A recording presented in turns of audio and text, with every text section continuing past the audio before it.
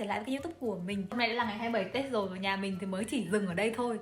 Mới chỉ dừng ở cái khung tằm màu đỏ này thôi. Mình vẫn chưa bắt đầu nấu một cái gì cả. Chưa rán nem, chưa gói nem, chưa làm chả, chưa làm bất kỳ một cái gì cả. Trời ơi là trời, 27 Tết đến nơi rồi. Cho nên là ngày hôm nay mình sẽ bắt đầu bằng một thử thách, đấy là gói bánh chưng. Mình thì chưa bao giờ tự gói, tại vì nhà mình ấy thì không có truyền thống gói bánh chưng. Bây giờ mình đã ngâm gạo ngâm nếp được mấy tiếng rồi, và bây giờ thì mình sẽ bắt đầu với việc rửa lá này, gói bánh này và luộc bánh. Đêm nay mình sẽ thức trắng đêm để luộc bánh. Ok, đây là sau một tiếng rửa lá và lau lá thì mình đã có được một rổ lá như thế này. Bây giờ thì mình sẽ bắt đầu gói bánh chưng đây.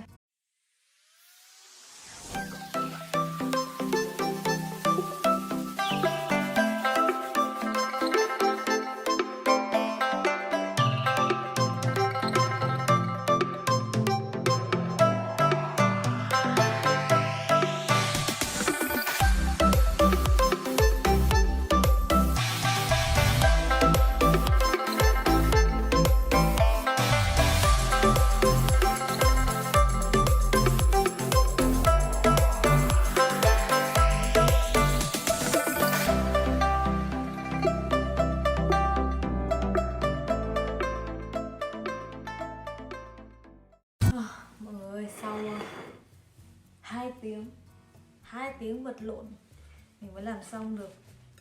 Mình đã gói được 3 cái bánh chưng. Đây, một cái. Đây là 2 cái bánh tét. Nhìn nó không được đẹp cho lắm, nhưng mà đây là tất cả mọi nỗ lực của mình rồi. Cái vấn đề nằm ở chỗ là bánh chưng của mình nó không có được khít cho lắm ý. Nó có nhiều chỗ hở quá. Mình không biết là cái lúc mà luộc xong thì nó có bị bung ra không ấy. Chả biết. Bây giờ cứ đi luộc cái đã. Ok, bây giờ là 12 giờ đêm. Đêm nay mình thức cùng những cái bánh chưng này.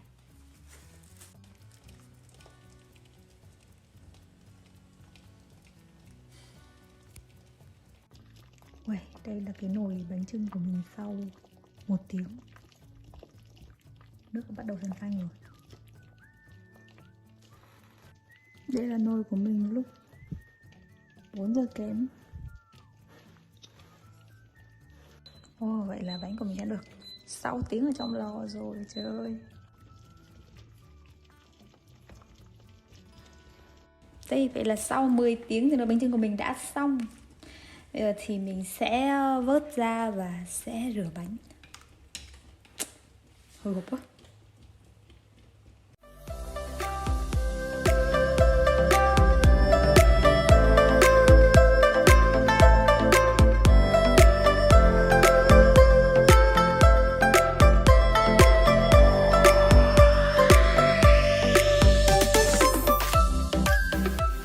Đây là khung cảnh ngày 29 Tết của nhà mình.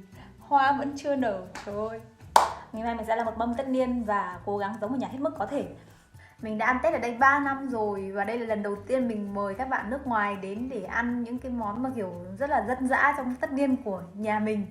Và mình không biết là mọi người ăn thì sẽ kiểu có hợp khẩu vị không ấy, cũng khá là lo. Nhưng mà thôi không sao, mình cứ cố gắng hết sức là được. Bây giờ thì mình sẽ đi làm những cái khâu đầu tiên, chuẩn bị cho chả giò này và chả lụa này, và ngâm gạo để ngày mai nấu sơ gấc. Bánh chưng thì mình có sẵn rồi. Còn những cái món đơn giản ngày mai thì ngày mai có thể nấu được, không phải nấu từ hôm nay. Ok, bắt đầu thôi.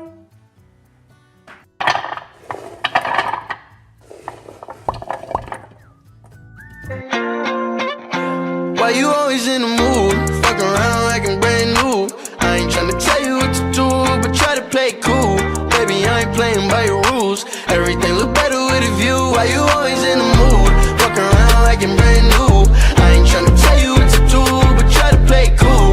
Baby, I ain't playing by your rules. Everything look better with a view. Why you always in the mood? Fuck around like I'm brand new. I ain't tryna tell you what to do, but try to play it cool. Baby. Tất cả khán giả truyền hình cùng với những vị khách của chúng tôi đang có mặt ở trường quay Đài Truyền hình Việt Nam trong chương trình Mùa Đoàn Tụ. Hãy cùng hướng lên chiếc đồng hồ để cùng đếm ngược đón năm Tân Sửu.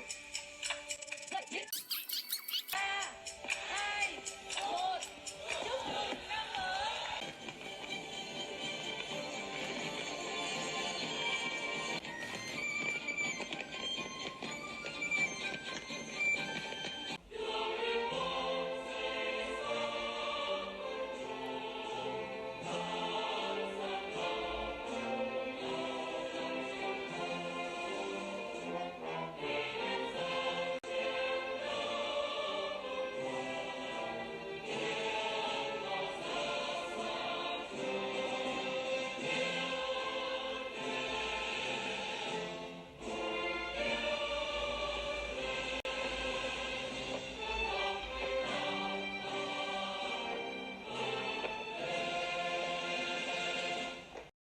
xuân đã đến rồi, gieo rắc ngàn hồn hoa xuống đời.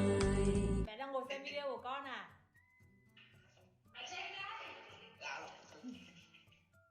Có cái video mới á, xem video mới á.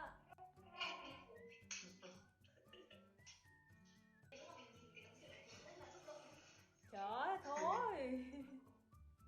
Hi, chào mọi người năm mới. Đầu tiên mình xin kính chúc những ai đang xem video này một năm mới an khang thịnh vượng, vạn sự nhí.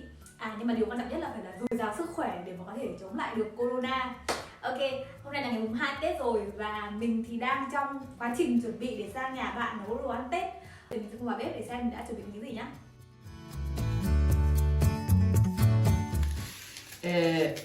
Das ist besonders.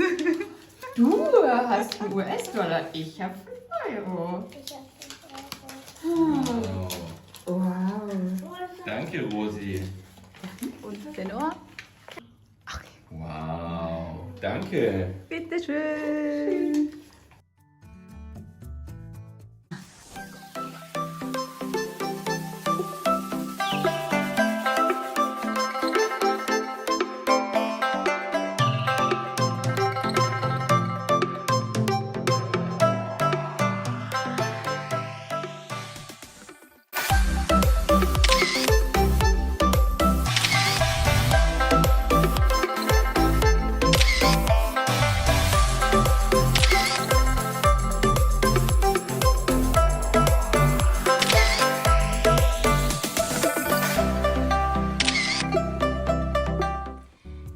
Xin chào mọi người, ngày hôm nay đã là ngày mùng 6 Tết rồi.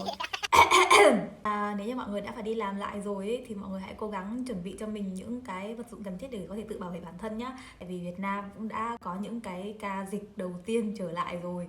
Và mọi người hãy cứ vững tin là Việt Nam sẽ lại tiếp tục chiến thắng như là mọi lần trước. Việt Nam cố lên! Cảm ơn mọi người đã xem video này và chào tạm biệt mọi người.